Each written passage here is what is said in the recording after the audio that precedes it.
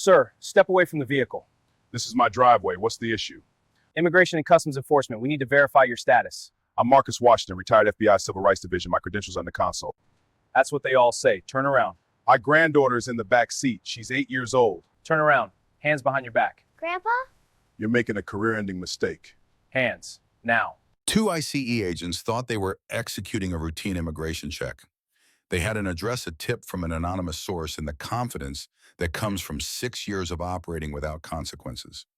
But when they pulled into the driveway of Marcus Washington at 7:14 a.m. on a Saturday morning and put handcuffs on a 35-year FBI veteran in front of his granddaughter, and they set in motion a chain of events that would end with both agents in federal prison careers destroyed and a $12.4 million settlement that would become the largest individual payout in Georgia ICE history.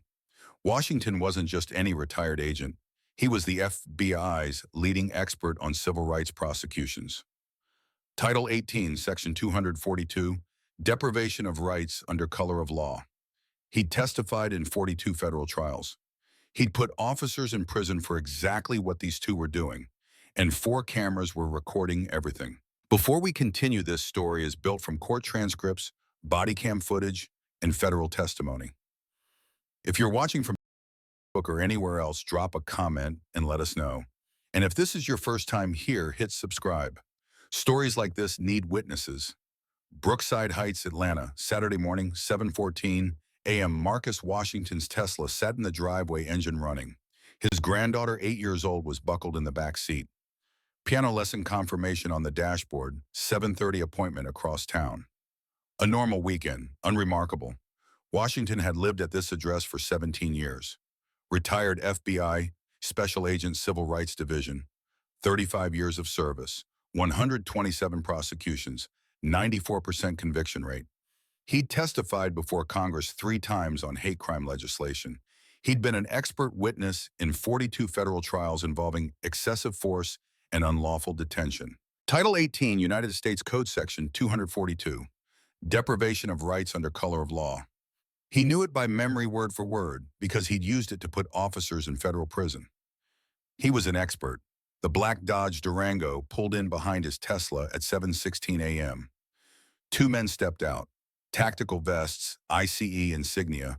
Washington recognized the body language immediately. 35 years of reading law enforcement told him everything he needed to know about these two. They expected compliance. Agent Kyle Brennan, 31 years old, 6 years with Immigration and Customs Enforcement. His record told a story: 47 complaints filed against him, 38 dismissed by supervisors who prioritized arrest metrics over constitutional concerns. 9 resulted in reprimands that changed nothing. His enforcement pattern was documented. 91% of his stops targeted Black or Hispanic individuals in affluent neighborhoods. 0 had resulted in actual immigration violations. Every single subject had been an American citizen or legal resident. His training file showed 2 failed certifications in constitutional law. His text messages, later recovered by investigators, revealed his methodology. These people think money makes them untouchable. Pattern behavior. Washington stepped toward his vehicle. Brennan moved to intercept. The Ring doorbell's camera activated. Across the street, Dr. Reginald Hayes stepped onto his porch. Anesthesiologist, 15-year neighbor. He'd been to Washington's daughter's graduation party. He knew exactly who lived at that address. His phone was already recording. Brennan moved closer. Washington remained still. "Sir, I need you to step away from the vehicle." Washington's voice stayed level. "This is my driveway. I've identified myself as retired FBI. My credentials are in the center console of that Tesla. My vehicle registration is in the glove box. You can verify both. Turn around. On what legal basis are you detaining me?" Brennan didn't answer. Washington continued. Title 18, United States Code Section 242, Deprivation of Rights under Color of Law. You are detaining me without a warrant on private property. That's a federal crime. Brennan's expression didn't change. I don't need a law lecture. You need a warrant. You don't have one. 4 cameras were recording: the Ring doorbell, the Tesla's interior dash cam, Brennan's body camera, Martinez's body camera. Dr. Hayes' phone made 5. Everything was evidence. Inside the Tesla, Washington's granddaughter unbuckled her seatbelt. The door opened. "Grandpa, what's happening?" Washington turned slightly. His voice stayed calm. "Stay in the car, baby. Close the door." Brennan gestured to Martinez. "Control the scene." Martinez moved toward the Tesla. Washington raised his hand. "She's 8 years old. She's not a threat. She's a child." The girl's voice rose. "Grandpa, I'm scared." "It's okay, baby. Grandpa is fine. Stay in the car." Washington turned back to Brennan. His tone remained steady, factual. "You have 4 cameras on you right now. My Ring doorbell behind me. My Tesla dash cam recording audio and video. Your body cameras, both of you. My neighbor's phone across the street. Everything you do next is being documented." He paused. "Everything you have already done is in evidence." Brennan stepped forward. "Turn around. Last warning." Washington didn't move. "I'm not resisting. I'm standing on my property. You have no warrant. You have no probable cause. You have an unverified tip from an anonymous source, and you're violating the Fourth Amendment. Turn around." "No." The word hung in the morning air. Brennan reached for Washington's arm. His hand closed around the bicep. Washington didn't pull away, didn't resist, simply stood still while the agent's grip tightened. "You just committed battery on a federal law enforcement officer," Washington said quietly. "It's on camera." Martinez's voice came from behind. "Kyle, maybe we should verify his ID first." "Shut up!" Brennan didn't look at his partner. "We're doing this." Martinez hesitated. His body camera captured the uncertainty, the doubt his partner refused to acknowledge. Point of no return. Brennan pulled handcuffs from his belt. "Hands behind your back." Washington's voice stayed calm, professional, the same tone he'd used in 100 courtrooms. "You're making the biggest mistake of your career. Last chance. Verify my identity. Run my plates. Call the FBI field office. Do your job." Brennan moved behind him. The metallic click of handcuffs. From the Tesla, a scream. High-pitched. Terrified. "Grandpa!" The 8-year-old was out of the car, running toward them. "Doctor." Hayes caught it all on his phone, the child's face, the fear the moment she saw her grandfather being handcuffed in his own driveway. Washington kept his voice steady. "It's okay, baby. Don't be scared. Grandpa is okay." But his granddaughter was crying now. Loud, gasping sobs. Martinez moved to intercept her. "Miss, please step back." "That's my grandpa. Why are you hurting him?" Dr. Hayes had crossed the street. His phone was still recording. "Ray, what the hell is happening?" "Reginald, keep filming. Document everything. These are ICE agents. No warrant. No probable cause. I've identified myself as retired FBI. They're detaining me anyway." Brennan tightened the handcuffs. "Sir, you need to step back. This is federal business." Hayes didn't move. "Federal business in Marcus Washington's driveway. I've lived across from him for 15 years. He's FBI. Retired. You can verify that in about 30 seconds. We don't need to verify anything." "Then you're committing a crime." The granddaughter had reached them. She grabbed Washington's leg, still crying. "Grandpa, please." Washington looked down at her, his wrist cuffed behind his back. "Baby, listen to me. Remember what Grandpa taught you?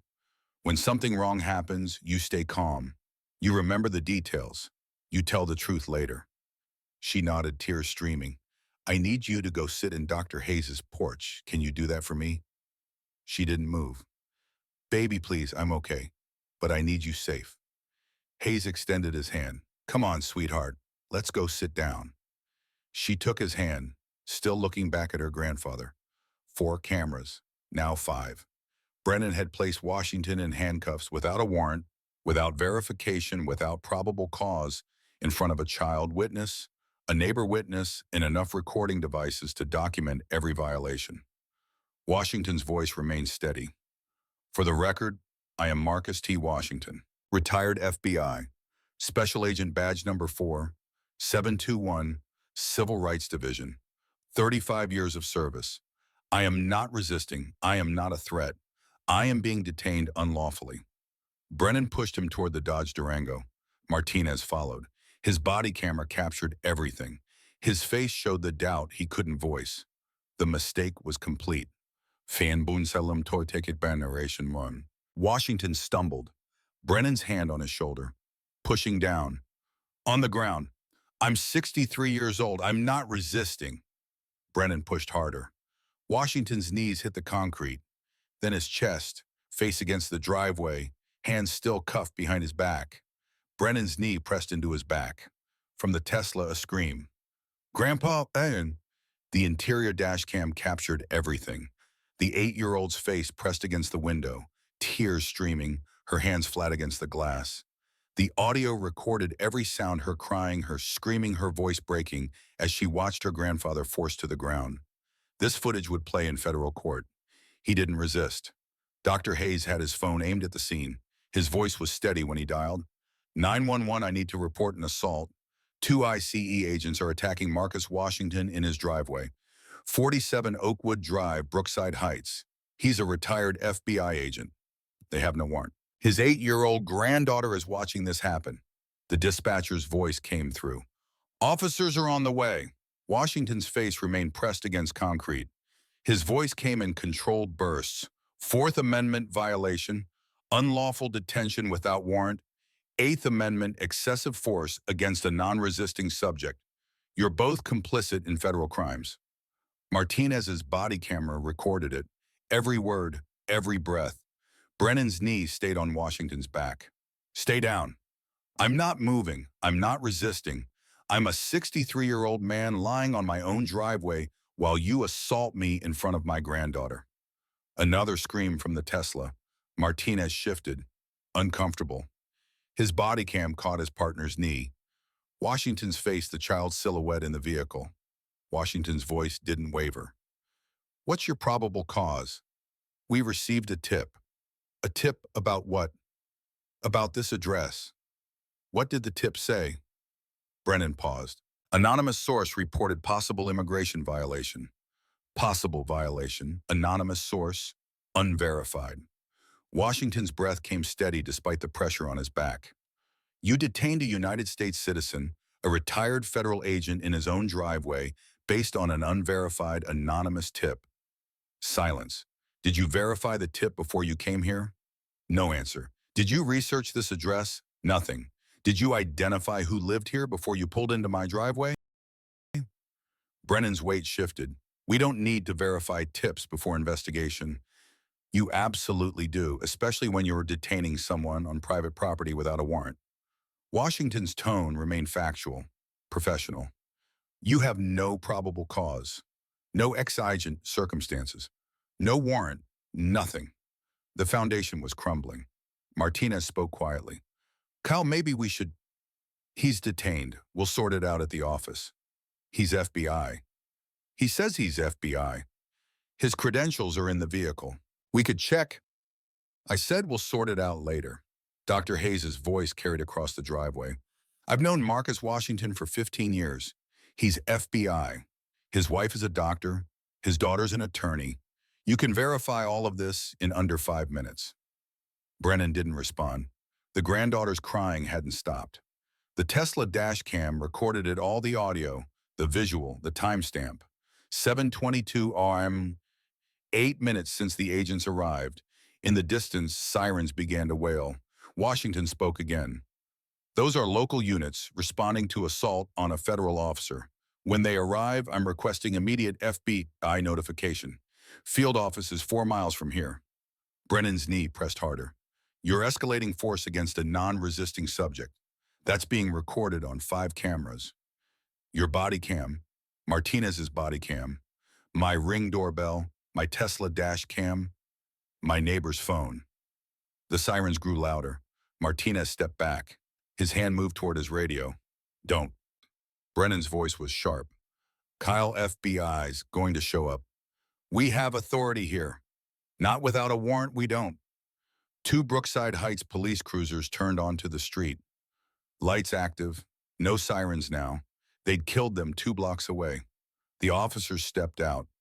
They saw a man face down on concrete, knee on his back, hands cuffed, a child crying in a vehicle, a neighbor filming. One officer approached. What's the situation? Brennan looked up. Federal operation. ICE. We have this under control. The officer's gaze moved to Washington. Sir, are you injured? Washington's voice remained calm. I'm Marcus Washington, retired FBI, badge number 4721. These agents detained me without warrant or probable cause. I'm not resisting.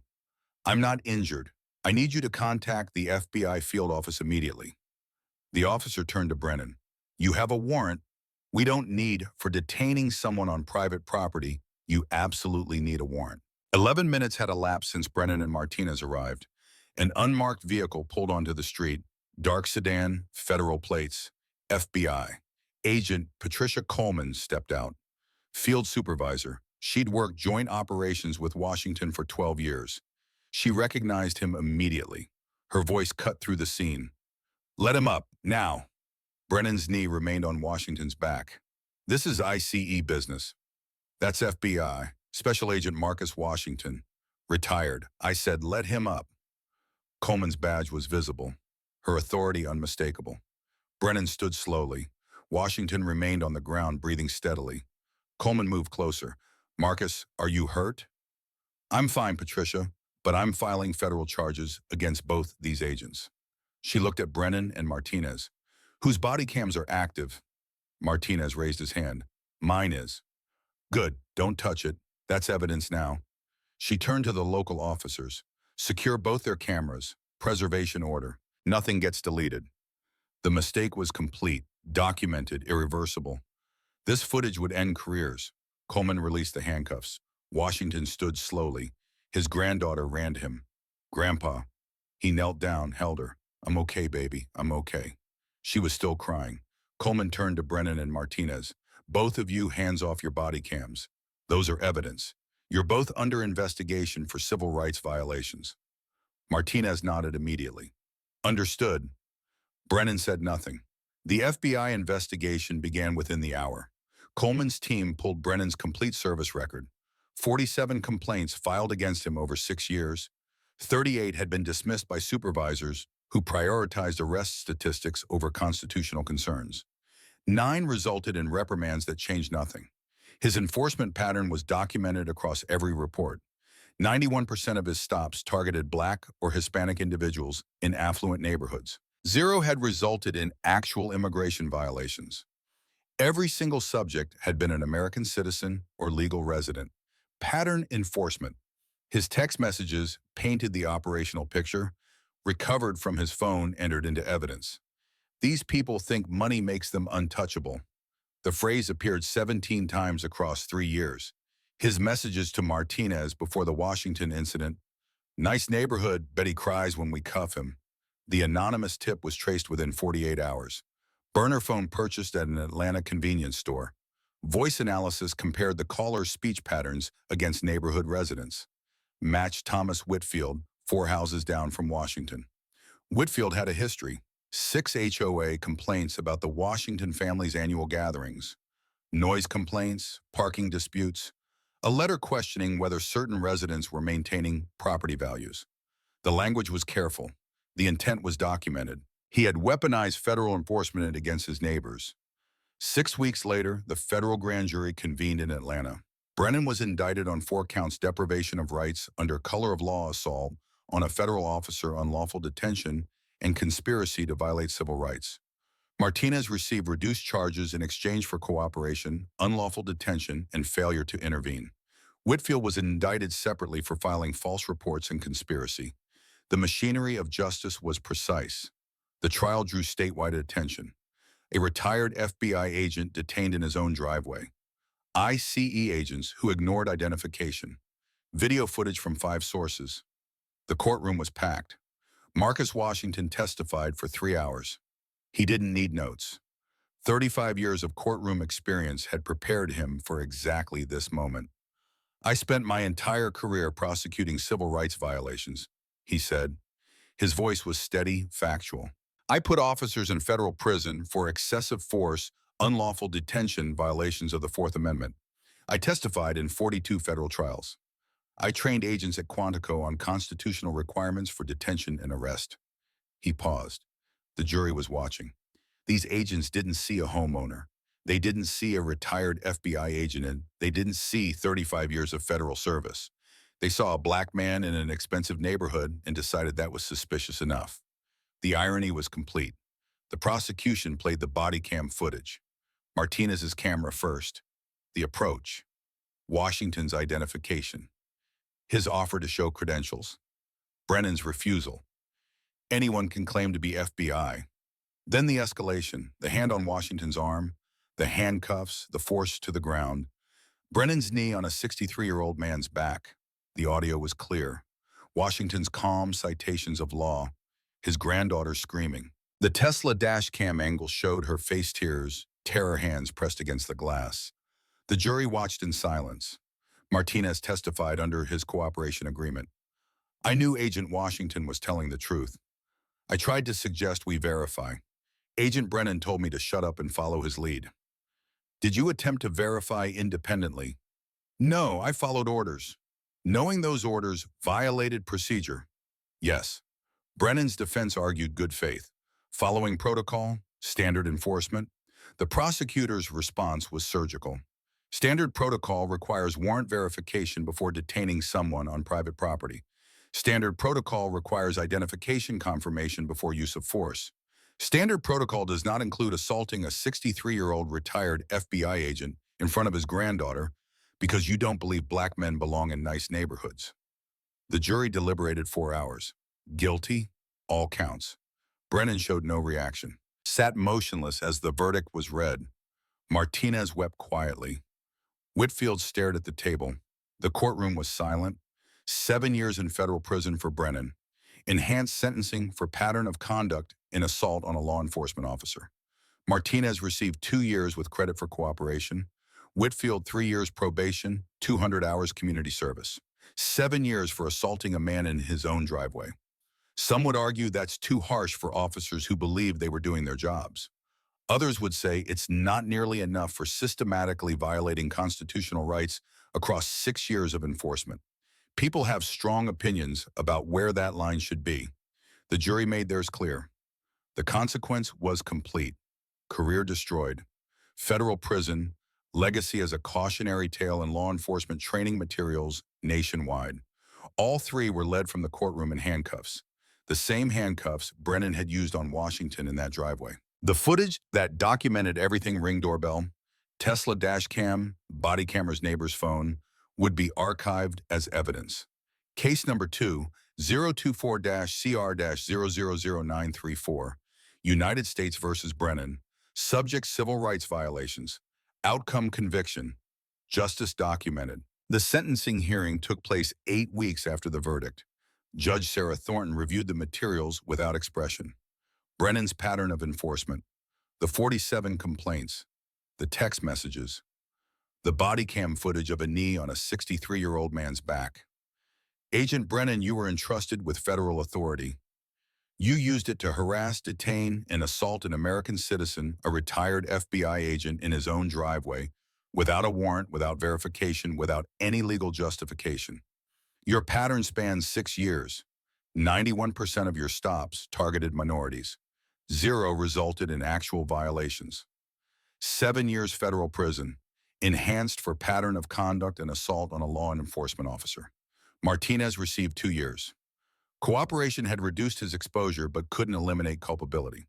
Whitfield received 3 years probation and 200 hours of community service for weaponizing federal enforcement against his neighbors. All 3 were barred from federal employment for life. The civil settlement followed within 3 months.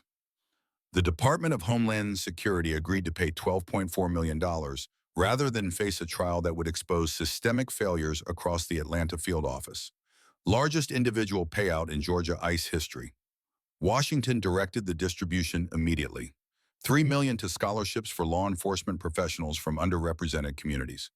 $2 million to civil rights organizations focused on immigration enforcement accountability. $1 million to the FBI Memorial Foundation.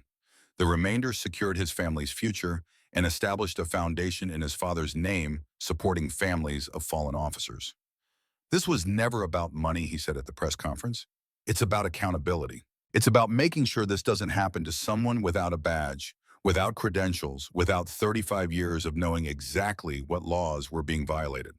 ICE entered a consent decree in Georgia.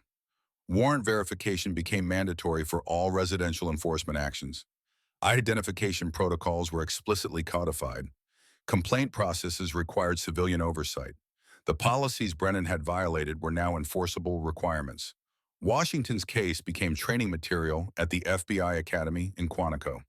The body cam footage, the Ring doorbell video, the Tesla dash cam, all of it was archived as a teaching tool for what happens when officers ignore constitutional requirements. His granddaughter recovered slowly. 4 months of nightmares, therapy twice a week. Her testimony in court delivered with a child psychologist present had been brief but devastating. She's 12 now. When asked about college plans, she says she wants to study law so no one does this to other grandpas. Legacy through trauma, justice through family. Marcus Washington still lives at 47 Brookside Heights. Same driveway, same Tesla, same Ring doorbell recording every morning when he leaves for work. He trains FBI recruits, now using his own case as the centerpiece of constitutional law seminars. The small American flag pin on his jacket, a gift from his father decades ago, is permanent now. "I'm done proving I belong," he told an interviewer last year. "I proved it for 35 years. This driveway is mine. That house is mine. My family's been in Georgia for 4 generations. I don't owe anyone an explanation." Dignity restored through documentation. Kyle Brennan served 6 years of his 7-year sentence. Released to a halfway house in 2030. Barred from federal employment for life. Stripped of his pension. His name appears in law enforcement databases as a permanent cautionary tale. Case file 2024-CR-000934 remains active as a training reference. Subject: unlawful detention of federal law enforcement officer. Location: 47, Brookside Heights, Atlanta, Georgia. Outcome: conviction, settlement, systemic reform. Lesson: some driveways you don't pull into without a warrant. If this story matters, if you believe constitutional rights belong to everyone, regardless of what they look like or where they live, these cases need witnesses. They need documentation. They need people willing to say this isn't acceptable. What needs to change in how federal enforcement operates? What accountability measures actually work? The conversation doesn't end with one verdict. It continues with every person who refuses to let these stories disappear.